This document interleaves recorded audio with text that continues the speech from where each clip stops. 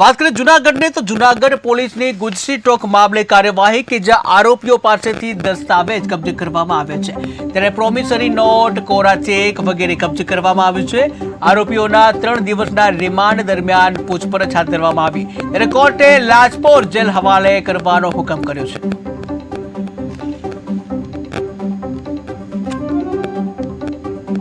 જયેશ ઉર્ફે જવો બાવજી સોલંકી જે અટક કરવાનો બાકી હતો। આ આરોપી છે એ જુનાગઢ એ ડિવિઝન પોલીસ સ્ટેશનના કલમ 307, 397, 323, 114 તથા જીપી એક્ટ 135 મુજબના ગુનામાં અગાઉ ધરપકડ થયેલ હતો અને તે રાજકોટ મધ્યસ્થ જેલ ખાતે મૂકવામાં આવેલ હતો, જેથી નામદાર ગુજસી ટોક કોર્ટની મંજૂરી મેળવી અને આ 5 નંબરનો આરોપી જયેશ ઉર્ફે જવાને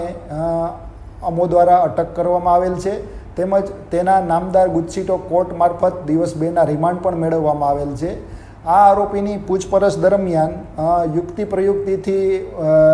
ઊંડાણપૂર્વક તપાસ કરતાં આ આરોપીને સાથે રાખી તેના ભોગવટાવાળું જે મકાન છે ત્યાં એ ડિવિઝન પીઆઈ શ્રી વિજય સાવજનાઓ મારફત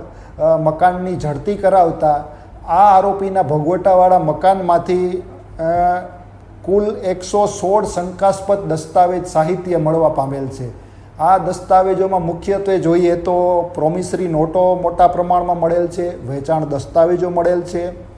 ઇમલાના વેચાણ દસ્તાવેજ મળેલ છે, અન્ય વ્યક્તિઓના વાહન વેચાણના દસ્તાવેજો મળેલ છે,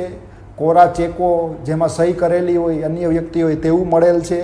આરસી બુકો અન્ય વ્યક્તિઓની મળેલ છે, કોરા સ્ટેમ્પ પેપર મળવા પામેલ છે, અન્ય વ્યક્તિઓની ચેકબુકો પણ મળવા પામેલ છે આ વ્યક્તિના ઘરમાંથી। તેમજ આ જે વ્યક્તિઓ છે આ ગુનામાં સંડોવાયેલ પાંચેય એ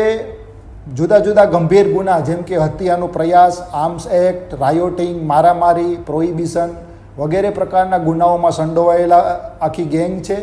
જેથી આ ગેંગની ઊંડાણપૂર્વક તપાસ કરવા અને એની જયેશ ઉર્ફે જવો બાવજી સોલંકી